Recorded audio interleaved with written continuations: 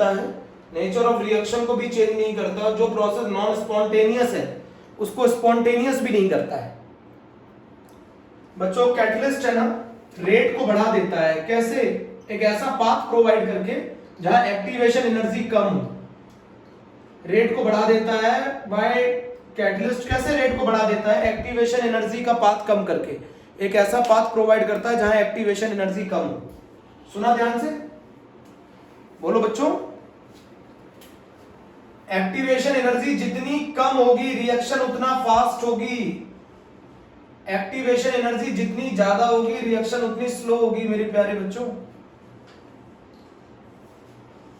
अच्छा, बैरियर जितना ज्यादा ऊंचा होगा उतने लोग कम उसे क्वालिफाई कर पाएंगे।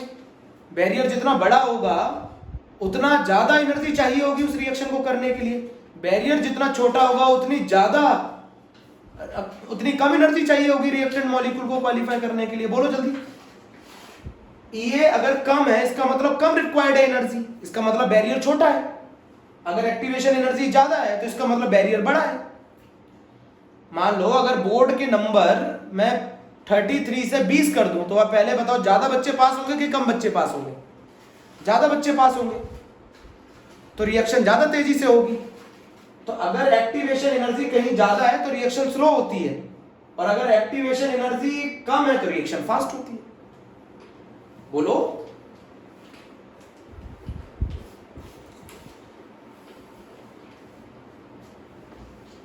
मेरी बात नहीं सुन रहे हैं, बहुत ध्यान से सुनो मेरी बात, क्या कहना चाह रहा हूं मैं, सुन।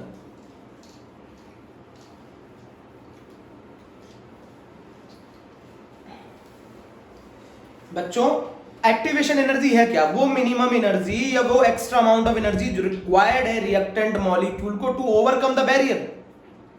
नेट जितनी एनर्जी रिक्वायर्ड है उसको थ्रेशोल्ड कहते हैं। नेट जितनी एनर्जी रिक्वायर्ड है उसे थ्रेशोल्ड कहते हैं। और जो रिएक्टेंट मॉलिक्यूल को एनर्जी रिक्वायर्ड है ताकि वो उस ओवरकम कर पाए उस बैरियर को, तो उसको क्या बोलते हैं? Activation energy. अगर एक्टिवेशन एनर्जी कम है तो ज्यादा से ज्यादा मॉलिक्यूल उस बैरियर को ओवरकम कर पाएंगे ना, तो ज्यादा से ज्यादा कोलिजन इफेक्टिव होगा। ज्यादा से ज्यादा कोलिजन इफेक्टिव होगा तो ज्यादा से ज्यादा प्रोडक्ट बनेंगे, तो रिएक्शन फास्ट हो जाएगी। बोलो बच्चों, रिएक्शन फास्ट हो जाएगी। अगर एक्टिवेशन एनर्जी जीरो है, मान लो अगर एक्टिवेशन एनर्जी जीरो, इसका मतलब हर मॉलिक्यूल क्या कर रहा है? हर मॉलिक्यूल बैरियर को ओवर क्रॉस कर रहा है बैरियर को, और बैरियर को क्रॉस करेगा तो प्रोडक्ट में कन्वर्ट होगा। मान लेते हैं अगर एक्टिवेशन एनर्जी जीरो है तो इसका मतलब है हर मॉलिक्यूल उस बैरियर को ओवरकम कर रहा है, उनके बीच में जो कोलिजन होगा वो इफेक्टिव हो जाएगा। अरे रिएक्टेंट मॉलिक्यूल को कम से कम एक एनर्जी रिक्वायर्ड होती है ताकि वो कन्वर्ट हो पाए प्रोडक्ट में, उस एनर्जी को बोला जाता है एक्टिवेशन एनर्जी। जरा मुझे बताओ अभी भी,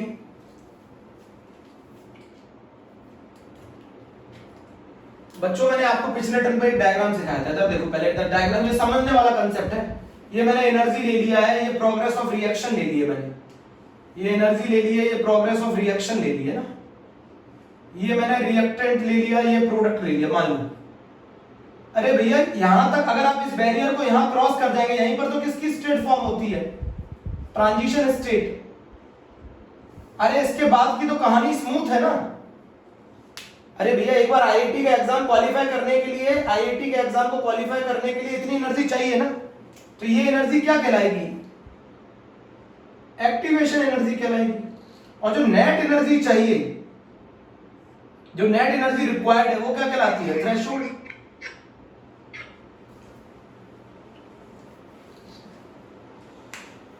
थ्रेशोल्ड कहलाती है। तो बच्चों रिएक्टेंट मॉलिक्यूल को ट्रांजिशन स्टेट फॉर्म करने के लिए जितनी मिनिमम एनर्जी बाहर से रिक्वायर्ड है वो क्या कहलाती है? एक्टिवेशन। और जितनी नेट एनर्जी रिएक्शन करने के लिए चाहिए वो कहलाती है थ्रेशोल्ड। तो थ्रेशोल्ड एनर्जी वो बैरियर है, उस बैरियर को ओवरकम करने के लिए रिएक्टेंट मॉलिक्यूल को जितनी अमाउंट में एक्स्ट्रा एनर्जी चाहिए वो कहलाती है एक्टिवेशन। और अगर एक्टिवेशन एनर्जी मिल जाएगी तो ट्रांजिशन स्टेट फॉर्म कर लेंगे, और ट्रांजिशन स्टेट के बाद वो कन्वर्ट हो जाएंगे प्रोडक्ट में। बात बोलो जल्दी से जल्दी, मुझे रिप्लाई करो इस बात से।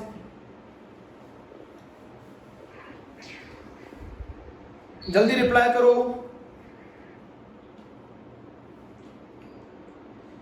जल्दी बताओ बच्चों, ये बताओ जो बच्चा बोर्ड के लिए पढ़ाई कर रहा है उसको कम बैरियर की रिक्वायरमेंट है, उसके लिए बैरियर छोटा है, तो ज्यादा से ज्यादा बच्चे बोर्ड में पास होते हैं ना, बट आईआईटी में ये बैरियर बड़ा है। आईआईटी में कम बच्चे पास होते हैं, क्यों? क्योंकि वो एनर्जी बैरियर बड़ा है, ज्यादा एनर्जी की रिक्वायरमेंट है, ज्यादा मेहनत की रिक्वायरमेंट है उस बैरियर को ओवर क्रॉस करने के लिए, तो वहां कम बच्चे सेलेक्ट होते हैं। रीजन क्या है? कम बच्चे क्रॉस कर पाते हैं, कम मॉलिक्यूल के पास इतनी एनर्जी होती है कि वो बैरियर को क्रॉस करके प्रोडक्ट में कन्वर्ट हो पाए। बोर्ड के एग्जाम में ज्यादा से ज्यादा बच्चे पास हो पाते हैं, क्यों? क्योंकि बैरियर छोटा है। तो जहां एक्टिवेशन एनर्जी कम होगी वहां कोलिजन ज्यादा इफेक्टिव हो जाएंगे, कोलिजन ज्यादा इफेक्टिव होंगे, ज्यादा प्रोडक्ट बनेगा। और जहां एक्टिवेशन एनर्जी ज्यादा होगी वहां कम प्रोडक्ट बना पाएंगे, क्यों? क्योंकि बैरियर बड़ा है। तो थ्रेशोल्ड एनर्जी बैरियर को ओवरकम करने के लिए रिएक्टेंट मॉलिक्यूल को जितनी मिनिमम एनर्जी रिक्वायर्ड है वो कहलाती है एक्टिवेशन। अरे भैया, आपको एक्टिवेट करने के लिए जितनी एनर्जी रिक्वायर्ड है वो एक्टिवेशन कहलाती है। मेरी बात नहीं सुन रहे हैं? जल्दी बताओ, जल्दी, टॉपिक काफी बड़ा है। क्या कह रहे हैं अभी भी? रिप्लाई करके बताओ।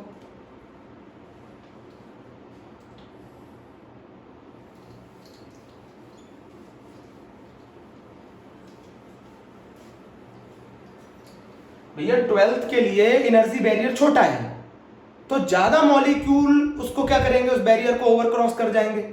एक्टिवेशन एनर्जी कम रिक्वायर्ड है बच्चों, 12th के लिए एक्टिवेशन एनर्जी कम है, नीट के लिए ज्यादा है, आईआईटी एडवांस के लिए और ज्यादा है। तो जितनी ज्यादा एक्टिवेशन एनर्जी रिक्वायर्ड होगी उतना रिएक्शन स्लो होगी, और जितनी एक्टिवेशन एनर्जी कम होगी उतनी रिएक्शन फास्ट होगी।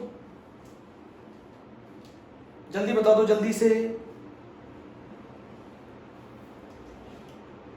हम लोगों ने लास्ट टर्म पर एक वर्ड पढ़ा था, टेम्परेचर कोफिशिएंट। टेम्परेचर कोफिशिएंट हमें बताता है कि अगर हम 10 डिग्री सेंटीग्रेड टेम्परेचर बढ़ा दें तो रेट कांस्टेंट या रेट की वैल्यू कितने गुना बढ़ जाती है। तो टेम्परेचर कोफिशिएंट रेशियो है दो रेट कांस्टेंट का, जिनके बीच में कितने डिग्री का डिफरेंस होता है, 10 डिग्री का। म्यू क्या है बच्चों? ये अप्रोक्सीमेशन मेथड है। ये कौन सा मेथड है? ये अप्रोक्सीमेशन मेथड है, ये अप्रोक्सीमेशन है। म्यू का क्या मतलब है? K at 308 kelvin divided by K at 298 kelvin. Mostly mu की वैल्यू कितनी होती है? मोस्टली म्यू की वैल्यू कितनी होती है? 2 होती है। कहने का मतलब है हर 10 डिग्री सेंटीग्रेड टेम्परेचर बढ़ाने पे रेट 2 गुना बढ़ जाता है, या रेट कांस्टेंट 2 गुना बढ़ जाता है। ऐसा नहीं है कि इसकी वैल्यू ऑलवेज 2 होती है, बट इसकी वैल्यू जो होती है म्यू की वो 2 से लेके 3 के बीच में लाया करती है। बट जब भी हम न्यूमेरिकल सॉल्व करते हैं हम इसकी वैल्यू को कितना लेते हैं? 2 लेते हैं। जनरली इसकी वैल्यू 2 मान के सॉल्व की जाती है। तो टेम्परेचर कोफिशिएंट असली में effect of temperature on rate constant कैसे बताता है? अप्रोक्सीमेशन मेथड है। एग्जैक्ट किसने बताया? Accurate dependency of K on the temperature, ये बताया आर्हेनियस इक्वेशन। बच्चों ये अप्रोक्सीमेशन है, अप्रोक्सीमेशन। हर 10 डिग्री सेंटीग्रेड टेम्परेचर बढ़ाने पर, मैंने आपको पिछले टर्म में फॉर्मूला भी पढ़ाए थे, R2 upon R1 is equals to mu delta T upon 10। मैंने एक और फॉर्मूला पढ़ाया था, K2 upon K1 is equals to mu delta T upon 10। अगर म्यू की वैल्यू ना दी जाए तो हम अपनी तरफ से कितनी मान लेते हैं? 2 मान लेते हैं। ये अप्रोक्सीमेशन मेथड है बच्चों। Accurate dependency of rate, accurate dependency of rate constant on temperature, ये किसने बताया? एक्यूरेट डिपेंडेंसी रेट कांस्टेंट की टेम्परेचर पे किसने बताई? बताओ। ये बताई आर्हेनियस इक्वेशन। ये है वो एग्जैक्ट इक्वेशन। आर्हेनियस इक्वेशन ने बताया हमें accurate dependency of rate constant on temperature. बच्चों नोट करो जरा, accurate dependency of K on temperature.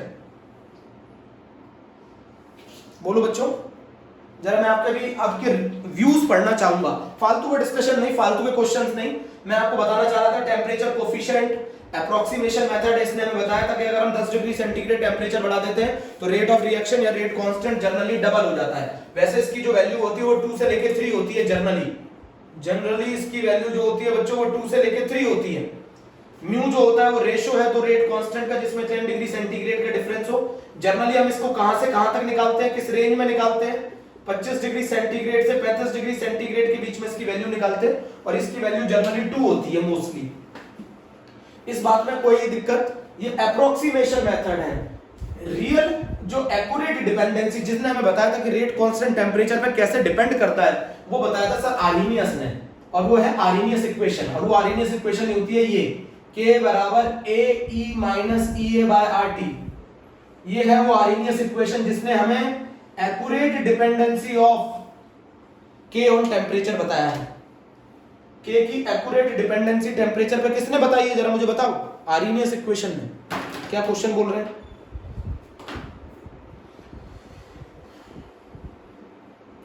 Accurate dependency of rate constant on temperature किसने बताया है? आर्हेनियस ने। बच्चों मैं आपको पहले कुछ वर्ड बता दूं। K का मतलब है रेट कांस्टेंट, बहुत इंपॉर्टेंट टॉपिक है ये। ए जो है बच्चों इसका नाम है आर्हेनियस कांस्टेंट, अभी बता रहा हूं सब।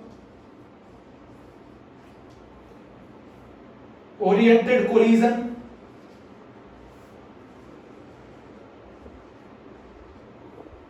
Pre exponential factor. रितेश पूछ रहा है इसका डेरिवेशन है क्या सर कोर्स में? हाँ है, derivation pre exponential factor, Arrhenius constant, pre exponential factor, frequency factor.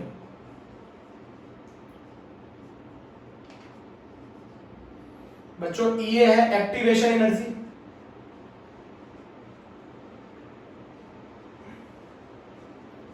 Are है गैस कांस्टेंट। कितनी वैल्यू होती है आर की? 8.314 जूल पर केल्विन पर मोल।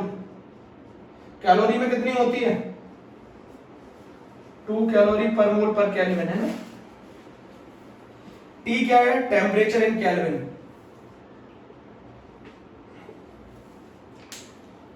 बच्चों मैं आपको बताना चाहता हूं कि एक्यूरेट डिपेंडेंसी जो रेट कांस्टेंट की है टेम्परेचर पे, वो किसने बताई? आर्हेनियस ने। सर आर्हेनियस ने एक्सपेरिमेंटली इक्वेशन दी K = AE माइनस EART। इसने हमें बताया कि किस तरीके से एक्यूरेटली जो रेट कांस्टेंट है वो टेम्परेचर पे कैसे डिपेंड करता है। इसने अप्रोक्सीमेशन बताया था कि हर 10 डिग्री सेंटीग्रेड पे ये 2 गुना हो जाता है, बट रियल जो वेरिएशन है, जो रियल बताया वो किसने बताया? आर्हेनियस इक्वेशन ने बताया। अब मैं आपको बताता हूं, जल्दी से पहले इतनी बात क्लियर कर लो, इतनी बात क्लियर करो बच्चों जल्दी से। बच्चों इतनी बात जल्दी से क्लियर करो।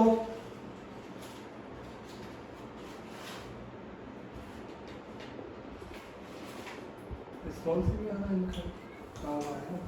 कितने लोग जुड़े हैं ना? 56।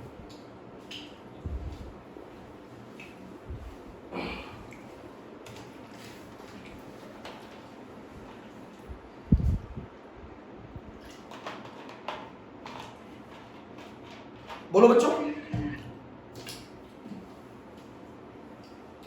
सब समझ में आएगा? सब समझ में आएगा? एक एक करके पूरा का पूरा टॉपिक समझा के जाऊंगा आज, है ना।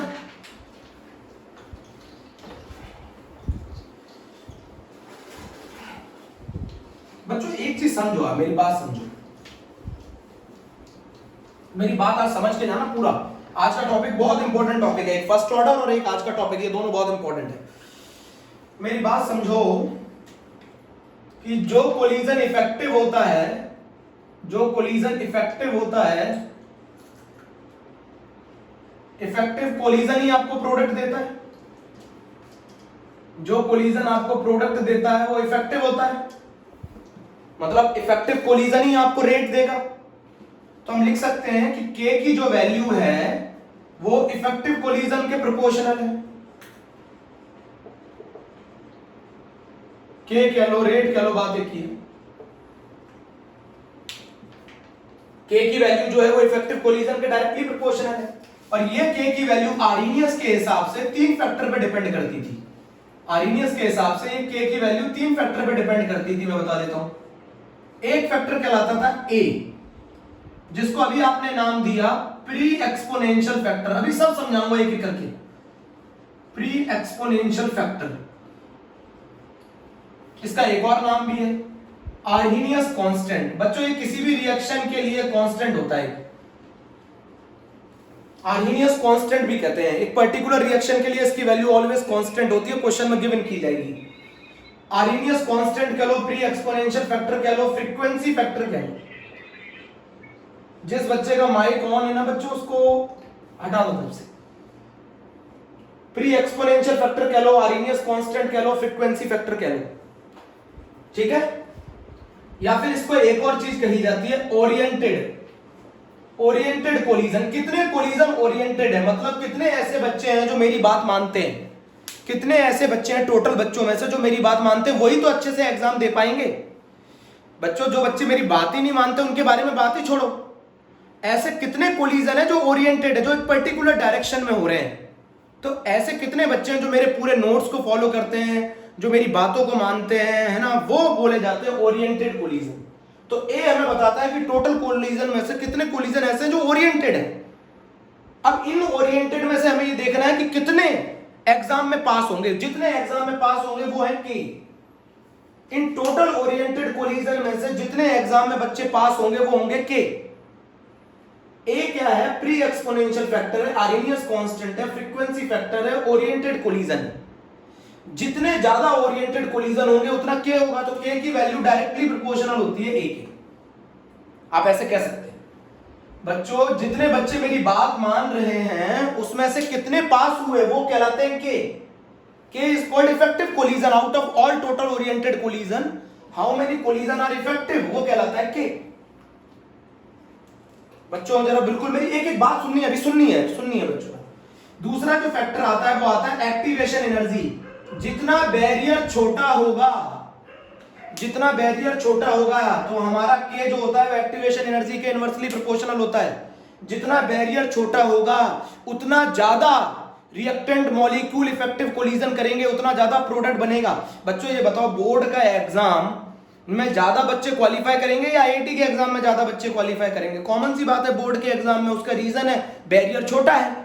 जितना बैरियर छोटा होता है उतना ज्यादा रिएक्टेंट मॉलिक्यूल के चांस होते हैं इफेक्टिव कोलिजन करने के, उतने ज्यादा रिएक्टेंट मॉलिक्यूल। अच्छा ये बताओ, मैं बोर्ड के नंबर 33 थे, 33 थे, 33 से अगर मैं 20 कर दूं तो ज्यादा बच्चे पास होंगे कि कम होंगे? पहले के कंपैरिजन में कोलिजन ज्यादा इफेक्टिव होंगे कि अब ज्यादा इफेक्टिव होंगे कि कम इफेक्टिव होंगे? जल्दी बताओ, मेरी बात सुनो। अगर मैं बोर्ड के 33 पासिंग मार्क्स को 20 कर दूं बोर्ड के, तो कितने अब पहले के कंपैरिजन में बच्चे ज्यादा पास होंगे कि कम पास होंगे? ज्यादा पास होंगे। ज्यादा पास होंगे इसका मतलब तुमने बैरियर छोटा कर दिया ना। बैरियर छोटा कर दिया मतलब अब उन्हें कम एक्टिवेशन एनर्जी चाहिए ना। तो जहां एक्टिवेशन एनर्जी कम चाहिए वहां इफेक्टिव कोलिजन बढ़ जाएंगे।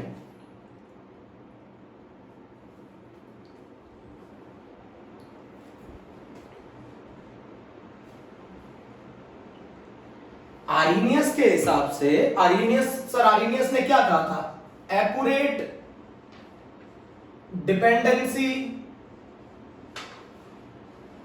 ऑफ के ऑन टेम्परेचर। किसने बताया एक्यूरेट डिपेंडेंसी के की टेम्परेचर पर? किसने बताई? अरे भाई, आपका जो हम लोगों ने टेम्परेचर कोफिशिएंट पढ़ा था उसने तो हमें सिर्फ इतना बताया था कि 10 डिग्री सेंटीग्रेड बढ़ाएंगे टेम्परेचर तो रेट कांस्टेंट या रेट ऑफ द रिएक्शन की वैल्यू जस्ट डबल हो जाएगी। बट रियल वेरिएशन टेम्परेचर के साथ किसने बताया के का?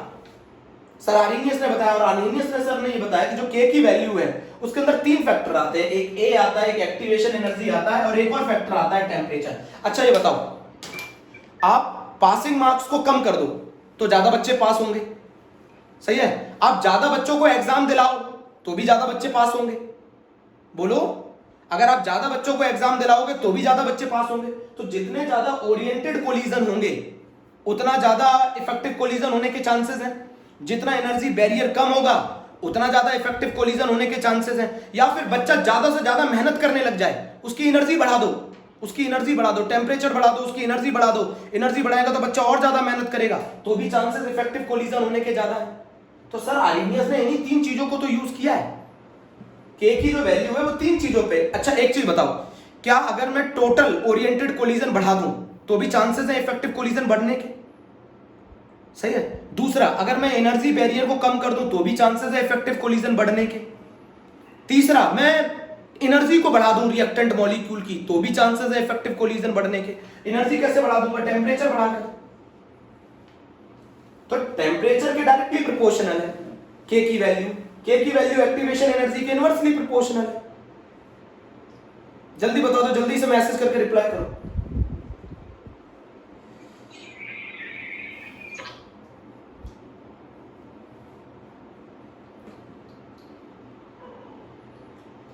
आया ही नहीं समझ में इनको, आया ही नहीं समझ में।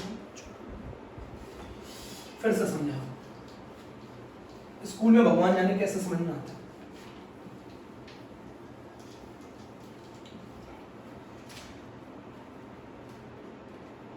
मेरे बच्चे हैं, उनको एक बार में समझ में आता नहीं है।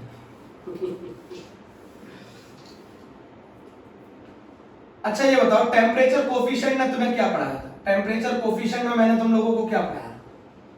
टेम्परेचर कोफिशिएंट में मैंने तुमको पढ़ाया, टेम्परेचर कोफिशिएंट को अल्फा से भी लिख सकते हैं, म्यू से भी लिख सकते हैं। इसने हमें ये बताया कि रेट ऑफ द रिएक्शन या रेट कांस्टेंट की वैल्यू जस्ट डबल हो जाती है अगर मैं टेम्परेचर 10 डिग्री सेंटीग्रेड बढ़ा दूं तो इसने अप्रोक्सीमेशन बताया था कि 10 डिग्री बढ़ाओगे तो 2 गुना हो जाएगा। अब ये किसने आंसर दिया? मान लो मैं 5 डिग्री सेंटीग्रेड बढ़ाऊं, मान लो मैं 2 डिग्री सेंटीग्रेड बढ़ाऊं, तो के की वैल्यू कितना बढ़ेगी? तो ये चीज किसने बताई? इसने अप्रोक्सीमेशन बताया। टेम्परेचर कोफिशिएंट ने हमें रेट कांस्टेंट पर टेम्परेचर का इफेक्ट जो बताया वो अप्रोक्सीमेशन में बताया कि ये जस्ट 2 गुना हो जाती है, जस्ट डबल हो जाती है। For every 10 degree rise in temperature, for every 10 degree rise in temperature the rate of reaction just double, the rate constant just double, है ना। तो ये बताओ, ये इसने अप्रोक्सीमेशन बताया है, इसने अप्रोक्सीमेशन बताया टेम्परेचर कोफिशिएंट ने। K2 upon K1 is equals to mu delta T upon 10। ये फॉर्मूला आपने वो पढ़ रखा है। टेम्परेचर कोफिशिएंट अभी भी किसी बच्चे को नहीं मालूम है तो मैं बता दूं, कितने गुना 10 डिग्री सेंटीग्रेड टेम्परेचर बढ़ाने पे कितने गुना रेट हमारा बढ़ जाता है, उसको टेम्परेचर कोफिशिएंट कहते हैं। तो टेम्परेचर कोफिशिएंट को हम अगर डिफाइन करें तो दो रेट कांस्टेंट का रेशियो है जिनके बीच में 10 डिग्री सेंटीग्रेड का डिफरेंस है। ये अब मैंने पढ़ा दिया है। K को डिफाइन करने के लिए कितने टेम्परेचर पे K को डिफाइन, म्यू को डिफाइन किया गया है। म्यू को कितने टेम्परेचर पे डिफाइन किया गया है? 308 डिवाइडेड बाय K 298। इसकी वैल्यू हम लोग जनरली कितनी लेते हैं? इसकी वैल्यू मोस्टली हम कितनी लेते हैं? 2। इसकी वैल्यू कहां से कहां तक लाई करती है? 2 से लेके 3 तक। अब बताओ बच्चों, ये तो था अप्रोक्सीमेशन कि टेम्परेचर कोफिशिएंट ने हमें ये बताया कि हमारे रेट पर या रेट कांस्टेंट पर 10 डिग्री सेंटीग्रेड टेम्परेचर बढ़ाने का क्या इफेक्ट पड़ता है, ये बताया टेम्परेचर कोफिशिएंट ने। बट एक्यूरेट डिपेंडेंसी किसने बताई के की टेम्परेचर पे? ये बताई सर आर्हेनियस इक्वेशन ने। ये है वो डाटा जो एक्सपेरिमेंटल है। आर्हेनियस इक्वेशन ने हमें एक्यूरेट डिपेंडेंसी बताई और वो इक्वेशन थी K बराबर AE minus EA by RT। ये समझा रहा हूं, K बराबर AE minus EA by RT। ये है वो एक्यूरेट डिपेंडेंसी। कभी भी आपको पता करना हो कि टेम्परेचर पर हमारा रेट किस तरीके से डिपेंड करता है, रेट कांस्टेंट किस तरीके से डिपेंड करता है, ये इक्वेशन पढ़ी जाती है। तो हम लोग ये बताएं K की वजह से हमें क्या मिल रहा है, K कह लो या रेट, क्योंकि रेट जो होता है वो प्रोपोर्शनल होता है बच्चों K के। मैंने पढ़ा है ना, रेट प्रोपोर्शनल होता है K के। अगर K बढ़ेगा तो रेट भी बढ़ेगा। K रेट जो होता है वो K के प्रोपोर्शनल होता है। मेरी बात समझ में आ गई? अब ये बताओ रेट कौन देता है, ये बताओ कौन प्रोडक्ट देता है? जितने इफेक्टिव कोलिजन होंगे वही प्रोडक्ट देते हैं। जितने कोलिजन इफेक्टिव होंगे वही प्रोडक्ट देते हैं। और इफेक्टिव कोलिजन किसके प्रोपोर्शनल है? K के। और कितने कोलिजन इफेक्टिव होंगे ये बात किस पे डिपेंड करेगी? 3 फैक्टर पे। इस आर्हेनियस की इक्वेशन में ये 3 फैक्टर पे डिपेंड करेगी। एक है इसमें जो सबसे इंपॉर्टेंट है वो है A, कितने ओरिएंटेड कोलिजन है, कितने बच्चे। अच्छा ये बच्चे जो बच्चे एग्जाम में पास होंगे वही तो मेरे को डिफाइन करेंगे। अब कौन से कितने में से जो बच्चे मेरी बात मानते हैं उनमें से कितने बच्चे मेरे पास होते हैं IIT के एग्जाम में, वही इस रिएक्शन की एफिशिएंसी को डिफाइन करते हैं। तो जो बच्चे पास हुए वो कौन है? K। और जिन बच्चों ने मेरी बात मान के पढ़ाई करी वो कितने? A। अब सभी तो हो नहीं सकते ना, सभी तो हो नहीं सकते। बोलो बच्चों जल्दी से बताओ K। A क्या है? A क्या है? एक ओरिएंटेड कोलिजन है बच्चों। कितने बच्चे मेरी बात मानते हैं, कितने कोलिजन ओरिएंटेड है? ओरिएंटेड कोलिजन है। इसका दूसरा नाम है फ्रीक्वेंसी फैक्टर है। इसका तीसरा नाम है आर्हेनियस कांस्टेंट है। इसका फोर्थ नाम प्री एक्सपोनेंशियल फैक्टर है। तो आप जितने ज्यादा ओरिएंटेड कोलिजन बढ़ाएंगे उसमें से चांसेस है इफेक्टिव कोलिजन बढ़ने के, इसीलिए K की वैल्यू A पर डिपेंड करेगी। दूसरा, मैं जितनी एक्टिवेशन एनर्जी कम कर दूंगा, जितनी एक्टिवेशन एनर्जी कम कर दूंगा उतने चांसेस हैं इफेक्टिव कोलिजन होने के, ज्यादा उतना के बढ़ने के चांस है बच्चों। एक्टिवेशन एनर्जी कम कर दूंगा तो अब ज्यादा से ज्यादा चांसेस है ना इफेक्टिव कोलिजन होने के लिए। बैरियर आपने कम कर दिया, कम एनर्जी की रिक्वायरमेंट है, इसका मतलब है आप इफेक्टिव कोलिजन होने के चांसेस बढ़ जाएंगे, मतलब के की वैल्यू बढ़ जाएगी। अच्छा, बच्चा ज्यादा मेहनत करने लग जाए, आप टेम्परेचर आपको ज्यादा एनर्जी दे दो, टेम्परेचर बढ़ाओगे एनर्जी बढ़ेगी, एनर्जी बढ़ेगी तो ज्यादा चांसेस है इफेक्टिव कोलिजन करने के। तो के की वैल्यू एक्टिवेशन एनर्जी के इनवर्सली प्रोपोर्शनल है, के की वैल्यू टेम्परेचर के डायरेक्टली प्रोपोर्शनल है। ये मैंने आपको इतनी कहानी बताई है, इसमें अभी तक कोई डाउट है तो बताओ, जल्दी बताओ।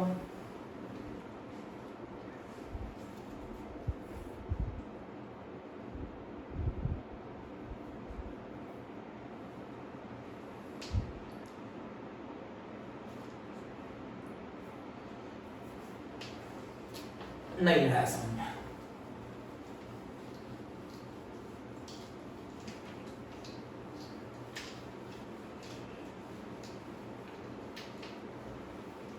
तो टेम्परेचर पर के किस तरीके से डिपेंड करता है, ये किसने बताया रियल में?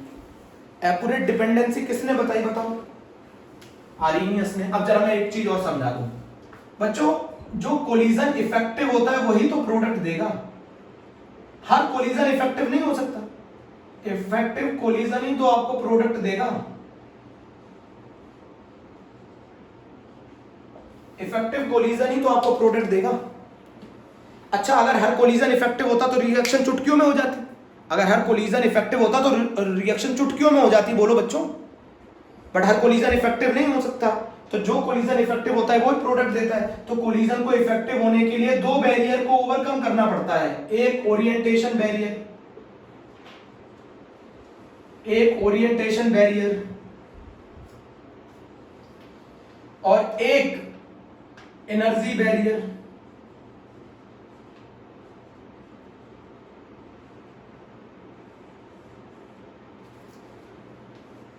एक ओरिएंटेशन बैरियर, एक एनर्जी बैरियर। मतलब किसी भी कोलिजन को इफेक्टिव होना है तो उसे इन दो बैरियर को ओवरकम करना पड़ेगा। मतलब जिस समय रिएक्टेंट मॉलिक्यूल आपस में कोलाइड करें तो उनकी ओरिएंटेशन प्रॉपर होनी चाहिए, और जिस समय रिएक्टेंट मॉलिक्यूल कोलाइड करेंगे तो उनकी एनर्जी एक पर्टिकुलर एनर्जी से ज्यादा या उसके बराबर होनी चाहिए। रिएक्टेंट पार्टिकल, जो भी पार्टिकल आपस में कोलाइड करके आपको प्रोडक्ट दे रहे हैं, उनकी एनर्जी एक पर्टिकुलर एनर्जी के बराबर या उससे ज्यादा होनी चाहिए, वो कहलाता है एनर्जी बैरियर, और वो एनर्जी होती है थ्रेशोल्ड एनर्जी। और जितनी रिएक्टेंट मॉलिक्यूल को एक्स्ट्रा एनर्जी चाहिए ताकि उस बैरियर को ओवरकम कर पाए, वो कहलाती है एक्टिवेशन एनर्जी। भाई आईआईटी को नेट क्वालिफाई करने के लिए 140 नंबर चाहिए, आपके पास ऑलरेडी 110 है, कितने एक्स्ट्रा में आपको चाहिए बाहर से नंबर? 30, वो कहलाती है एक्टिवेशन। नेट कितनी एनर्जी रिक्वायर्ड है रिएक्टेंट को प्रोडक्ट में कन्वर्ट होने के लिए, वो कहलाती है थ्रेशोल्ड एनर्जी। तो रिएक्टेंट मॉलिक्यूल को जितनी, जो कोलाइड कर रहे हैं, जितने रिएक्टेंट मॉलिक्यूल आपस में कोलाइड कर रहे हैं, उनकी एनर्जी एक पर्टिकुलर एनर्जी के बराबर या उससे ज्यादा होनी चाहिए, और वो एनर्जी होती है थ्रेशोल्ड एनर्जी। उस एनर्जी बैरियर को ओवरकम करने के लिए रिएक्टेंट मॉलिक्यूल को जितनी एनर्जी एक्स्ट्रा में मिनिमम एनर्जी रिक्वायर्ड है, वो कहलाती है एक्टिवेशन एनर्जी। तो रिएक्टेंट मॉलिक्यूल को दो बैरियर ओवरकम करना पड़ता है। मान लो कोलिजन हेड टू हेड हो रहा है, प्रॉपर ओरिएंटेशन से हो रहा है, बट एनर्जी नहीं है, तो क्या प्रोडक्ट बनेगा? नहीं बनेगा। बट अगर मान लो एनर्जी भी बहुत अच्छी है बट प्रॉपर नहीं टकरा पाए, तो भी कोलिजन इफेक्टिव नहीं होगा। तो किसी भी कोलिजन को इफेक्टिव होने के लिए दो बैरियर को ओवरकम करना पड़ता है, एक एनर्जी बैरियर को और एक ओरिएंटेशन बैरियर को। मानते हैं? बोलो बच्चों, दो बैरियर को ओवरकम करना पड़ता है। जिस समय रिएक्टेंट मॉलिक्यूल कोलाइड करेंगे तो उनकी ओरिएंटेशन एक पर्टिकुलर होनी चाहिए, पर्टिकुलर एंगल से टकरानी चाहिए। अगर वो मान लो ऐसे head to head collision effective है तो ऐसे टकराएंगे तो नहीं होगा, ऐसे टकराएंगे तो नहीं होगा, ऐसे टकराएंगे तो नहीं होगा। तो रिएक्टेंट मॉलिक्यूल के पास उन्हें दो बैरियर ओवरकम करने पड़ते हैं, एक तो उनकी ओरिएंटेशन प्रॉपर होनी चाहिए, और दूसरा जब वो कोलाइड करेंगे तो उनके पास एक सफिशिएंट अमाउंट में एनर्जी होनी चाहिए या उससे ज्यादा होनी चाहिए, तब जाके उनका कोलिजन इफेक्टिव हो पाएगा। तो उन्हें एक पर्टिकुलर एनर्जी के बराबर उनके पास एनर्जी होनी चाहिए, उससे ज्यादा होनी चाहिए। अब रिएक्टेंट मॉलिक्यूल को जितनी minimum amount of energy required है ताकि वो उस बैरियर को ओवरकम कर सकें, वो कहलाती है एक्टिवेशन। अब बोलो, आप बताओ। फ्रीक्वेंसी फैक्टर क्यों? आगे की कहानी है फ्रीक्वेंसी फैक्टर। फ्रीक्वेंसी फैक्टर उसका नाम है टोटल जितने भी कोलिजन ओरिएंटेड होंगे वो कहलाएंगे ओरिएंटेड कोलिजन, उसी को बोला जाता है ए। बताओ के बराबर ए ई माइनस ई ए बाय आर टी, ये आर्रेनियस ने एक इक्वेशन दी थी। पहले इक्वेशन समझ लें, उसके बाद आगे की कहानी करेंगे। के बराबर ए ई माइनस ई ए बाय आर टी। बच्चों इस फैक्टर को बोल्ट्जमैन फैक्टर भी बोला जाता है, अभी समझा रहा हूं। इस फैक्टर को बोल्ट्जमैन फैक्टर भी बोला जाता है।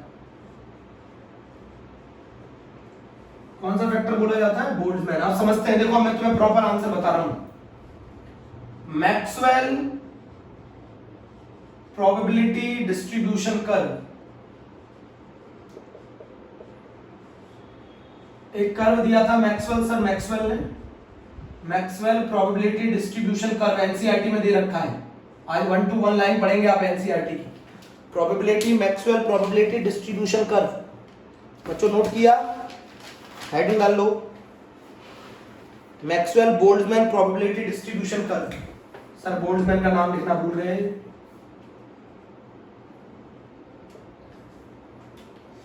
बच्चों आप तुम्हें समझ में आएगा कि हर 10 डिग्री सेंटीग्रेड टेम्परेचर बढ़ाने पर rate of reaction just double क्यों हो जाता है। बच्चों हम लोगों ने ये जो सर मैक्सवेल ने जो कर्व बनाया, इन्होंने बहुत सारे डाटा यूज किए, बहुत सारा मेजरमेंट लिया और उसके बेसिस पे एक कर्व बनाया इन्होंने। और ये कर्व था बच्चों, इस साइड पे था फ्रैक्शन ऑफ मॉलिक्यूल, इस साइड पे बच्चों था फ्रैक्शन ऑफ मॉलिक्यूल और इस साइड था kinetic energy. Fraction of molecule मतलब नहीं समझे? मान लो फ्रैक्शन ऑफ मॉलिक्यूल का मतलब समझा दो। ये टोटल मॉलिक्यूल n है, मान लो टोटल मॉलिक्यूल n है, टोटल मॉलिक्यूल n है और Ne ये वो मॉलिक्यूल है जिनके पास कुछ एनर्जी E है। Ne का मतलब है ये वो मॉलिक्यूल है जिनके पास कुछ एनर्जी E है। तो बताओ फ्रैक्शन ऑफ मॉलिक्यूल कितना होगा? फ्रैक्शन का मतलब होता है किसी भी चीज को एक में से बताना, तो Ne डिवाइडेड बाय n, ये होगा फ्रैक्शन। मान लो 40 स्टूडेंट है एक क्लास में, 40 स्टूडेंट है बच्चों एक क्लास में, 30 नंबर लेके आए हैं जो बच्चे वो हैं 10, तो बताओ उनका फ्रैक्शन कितना होगा? उनका फ्रैक्शन कितना होगा? बच्चों टोटल स्टूडेंट है 40, टोटल स्टूडेंट 40 है, जिसमें से 30 नंबर लेकर आने वाले स्टूडेंट 10 है, तो बताओ उनका फ्रैक्शन कितना होगा?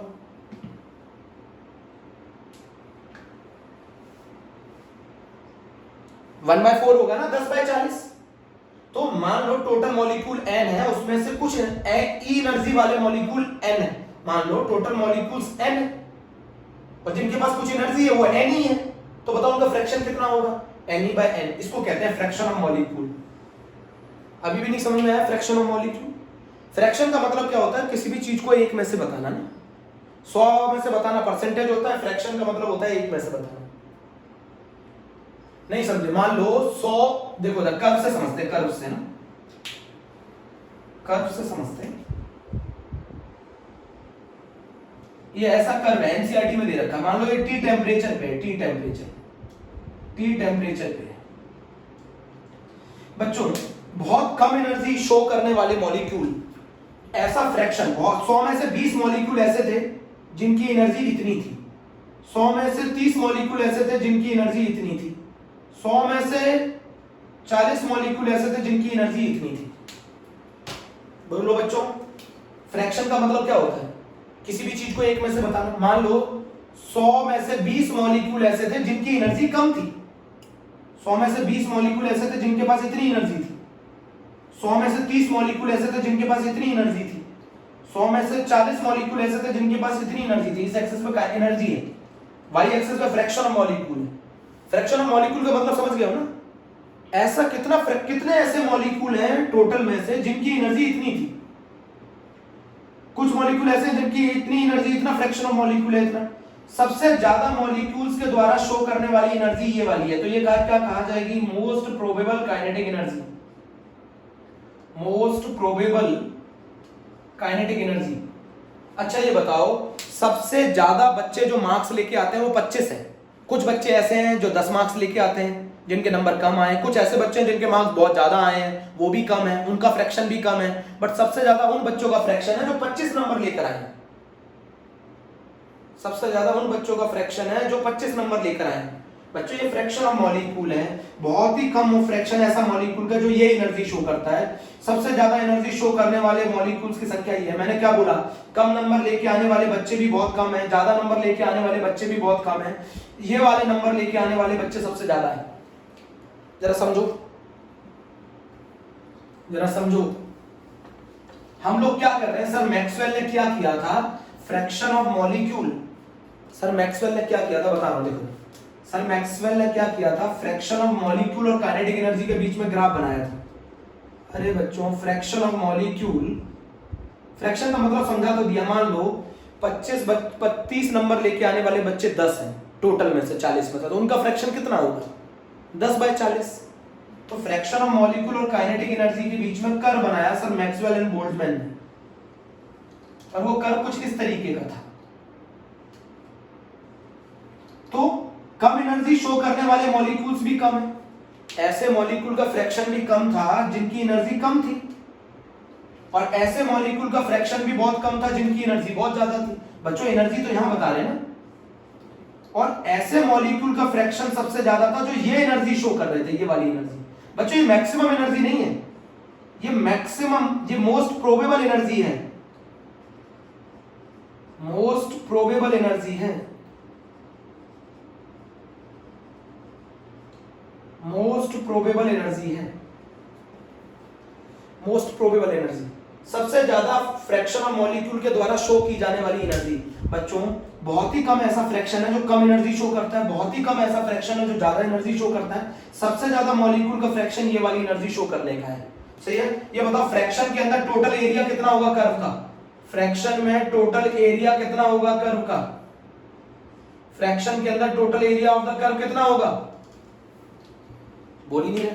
फ्रैक्शन के अंदर total area of the curve कितना होगा, 1 होगा। टोटल एरिया, फ्रैक्शन में टोटल चीज कितनी होती है 1, फ्रैक्शन में total area of the curve कितना होगा 1। अब जरा मेरी बात समझो, ये मान लो ये एक्टिवेशन एनर्जी है, तो ये वो फ्रैक्शन है मॉलिक्यूल का बच्चों, ये वो फ्रैक्शन है मॉलिक्यूल का जिनकी एनर्जी एक्टिवेशन एनर्जी से ज्यादा है या उनके बराबर है। ग्रीन कलर से जो दिख रहा है ये क्या है, ये वो फ्रैक्शन ऑफ मॉलिक्यूल है बच्चों, यही है वो e की पावर EA/RT, यही वो फ्रैक्शन ऑफ मॉलिक्यूल है जिनकी एनर्जी एक्टिवेशन एनर्जी से ज्यादा है, यही वो फ्रैक्शन ऑफ मॉलिक्यूल है जिनकी एनर्जी एक्टिवेशन एनर्जी से ज्यादा है।